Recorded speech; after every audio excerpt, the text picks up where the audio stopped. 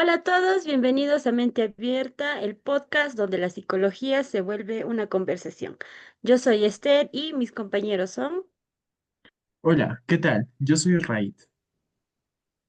Hola, soy Carol. Y yo, Fernando. Hoy vamos a hablar de algo súper interesante, los trastornos de la personalidad del grupo B. Exacto, y antes de que piensen, ay no, qué aburrido, déjenme decirles que estos trastornos son más dramáticos, intensos y honestamente los que más vemos en películas o series. Sí, estamos hablando de personas que viven la vida en modo extremo. Emociones intensas, relaciones caóticas, impulsibilidad. Es el grupo de eh, es el grupo de los emocionales y dramáticos. Claro, y son cuatro: el antisocial, el límite o el borderline, histriónico y también el narcisista. ¿Listos? Vamos. Ok, vamos a empezar con el trastorno antisocial de la personalidad. Piensen en alguien que constantemente rompe las reglas, miente sin remordimiento, manipula a otros y no le importa lastimar a la gente. Si estás pensando en tu ex, posiblemente sea él. No, mentira. Pero, ok. Exacto, no estamos hablando de alguien que ocasionalmente se salta un semáforo en rojo. Esto es más un patrón eso va desde los 15 años, como violar las normas sociales, las normas legales, y todo eso. Claro, Esther. Y lo más impactante es la falta de culpa. Imaginen a alguien que puede engañarte, robarte o incluso lastimarte físicamente y después dormir tranquilamente como si no hubiera pasado nada. Claro, por ejemplo, ¿conocen a Carlos? Carlos pide dinero prestado a sus amigos, ¿no? Con historias tristes, inventadas, pero nunca paga. Y cuando lo confronta, se enoja, ¿no? Se enoja con ellos y por desconfiar, ¿no? Y no siente la culpa, solamente rabia porque lo descubrieron. Exacto. Y en acá hablamos de 5 criterios diagnósticos, que incluye el incumplimiento repetido de normas, engaño y manipulación constante, impulsividad e irresponsabilidad, agresividad física frecuente y por último tenemos lo que hemos estado contando, la ausencia total de remordimiento. Claro, Fernando, y un dato muy importante, para diagnosticarlo la persona debe tener mínimo 18 años, pero debe de haber evidencia de comportamiento problemático desde antes de sus 15 años. Claro, ¿y cómo lo diferenciamos de otros trastornos? Pues bueno, aquí la clave está en la motivación. Una persona antisocial manipula para obtener poder, dinero o placer personal. Es calculador y frío. Exacto, Ray. Y en cambio, alguien con trastorno límite también puede manipular, pero lo hace para evitar el abandono, para que no lo dejen solo. La diferencia está en él. ¿Para qué? Ok. Y pasando a otro trastorno, pasamos con el trastorno límite, ¿no? Que es probablemente más complejo y difícil de entender del grupo B. ¿Sí, Esther?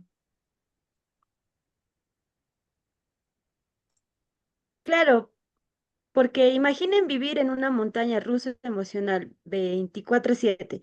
Un día idealizas a alguien, lo ves como tu salvación, y al día siguiente esa misma persona es tu peor enemigo.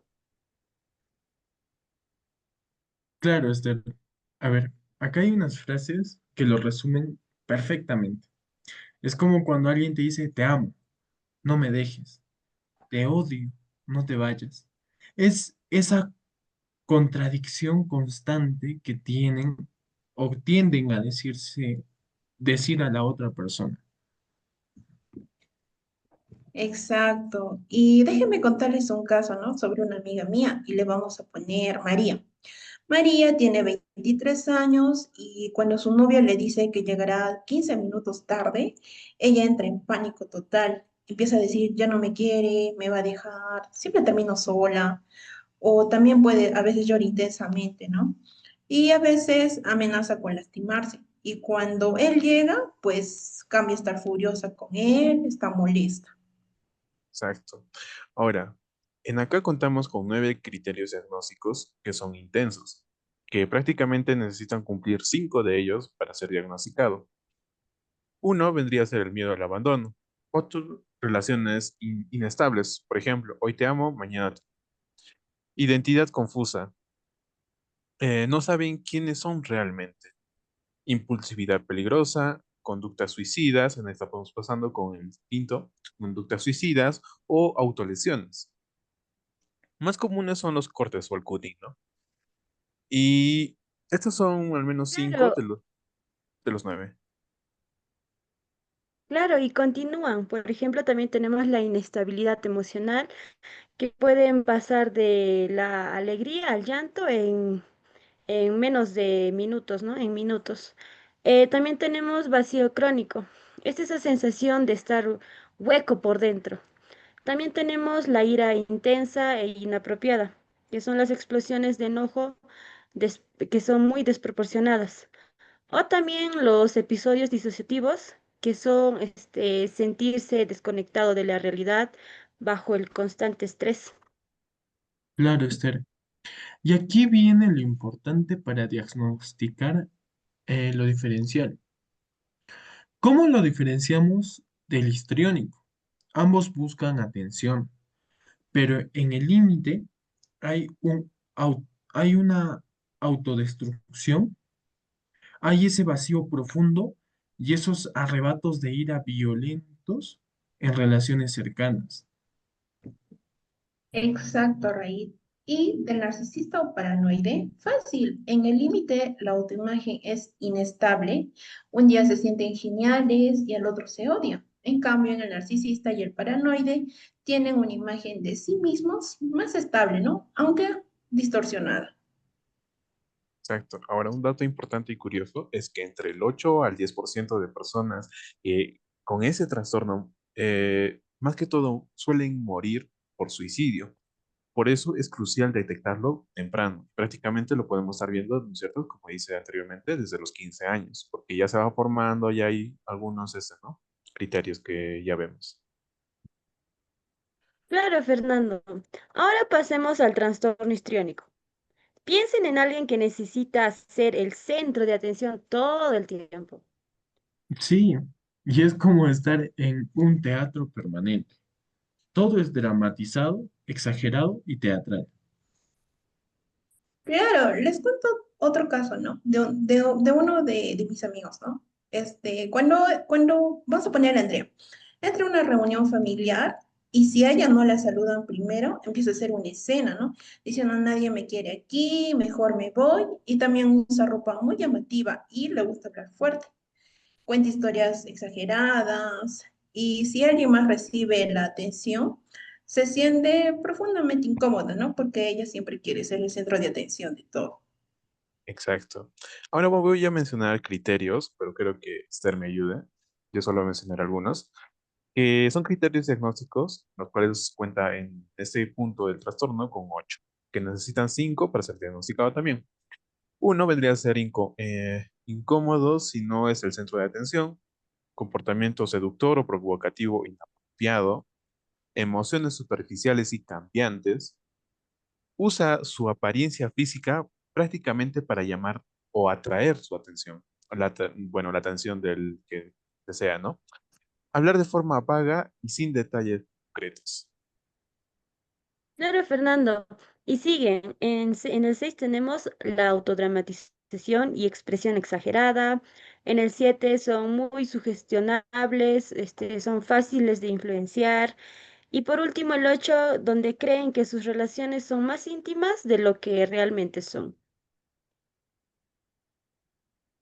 Por ejemplo, Andrea conoce a alguien una vez y ya le dice mi mejor amiga, o habla de conexiones profundas que simplemente no existen. Exacto.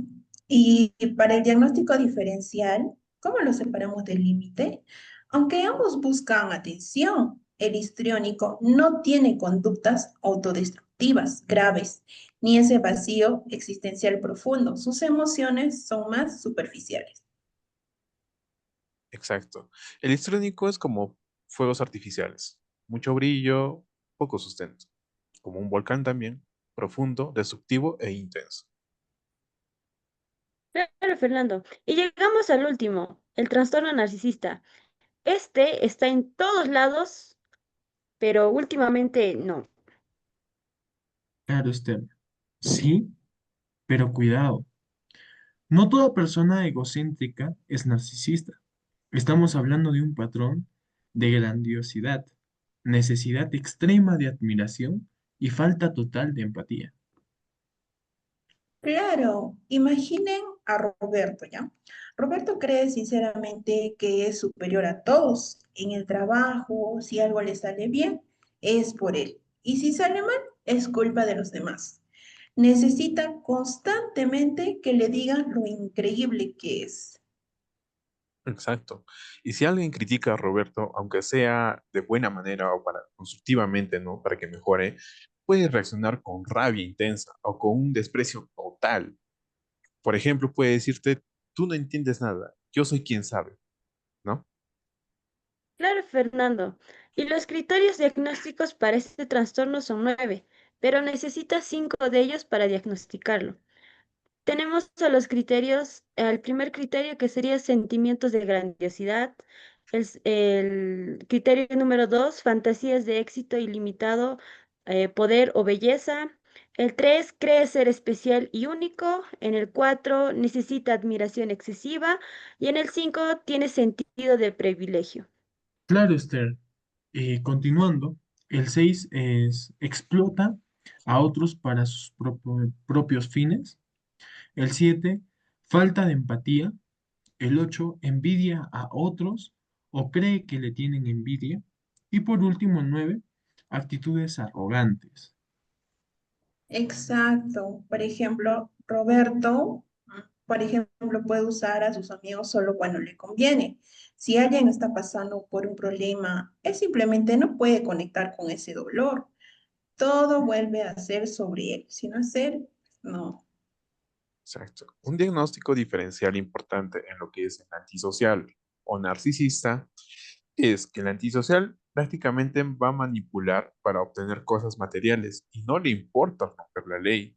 El narcisista manipula para mantener su imagen grandiosa y recibir admiración. Es por ello que no va a aceptar tus opiniones constructivas o que tenga que mejorar de él, ¿no? Claro, Fernando. ¿Y del histriónico? El histriónico busca atención de forma dramática y cambiante. El narcisista busca más admiración específicamente y su ego es mucho más rígido e inflado. Y el límite tiene una autoimagen inestable y miedo al abandono. El narcisista tiene una autoimagen inflada y estable, aunque frágil ante las críticas. Exacto. Ahora tenemos que tener algo en cuenta. Antes de cerrar, algo importante es que todos estos trastornos son complejos y no se diagnostican en sí con un simple cuestionario de internet, como lo vemos ahora últimamente, por ejemplo, en TikTok. Si tienes tales, cuentas con ese diagnóstico, ¿no? Entonces tenemos que tener cuidado ahí, jóvenes. Exacto, Fernando. Se necesita una evaluación clínica completa, con entrevistas estructuradas y también se debe de hacerla con un profesional con experiencia. ¿Saben? Hay algo muy hermoso aquí. Con tratamiento adecuado, especialmente en trastorno de límite, hay mejoría significativa alrededor de los 40, 45 años. Muchos síntomas disminuyen. Exacto. Y la clave está en la detección temprana. Si reconocen estos patrones en alguien cercano o incluso en ustedes mismos, busquen ayuda profesional. No es debilidad, es valentía. Recuerden, estos trastornos no definen a la persona, son patrones de comportamiento que pueden trabajarse y entenderse y mejorarse, ya que se pueden vivir con ellos, ¿ok? Claro, y con eso llegamos al final de este episodio. Esperemos que les haya quedado claro de cómo identificar y diferenciar estos cuatro trastornos del grupo B. Y no olviden, si les gustó, compártanlo con sus compañeros de psicología. Y si tienen preguntas, déjennos sus comentarios. Y recuerden, la salud mental importa y entenderla es el primer paso para cuidarla. Nos estamos escuchando en el próximo episodio de Mentes sin Filtro. Chao. Au.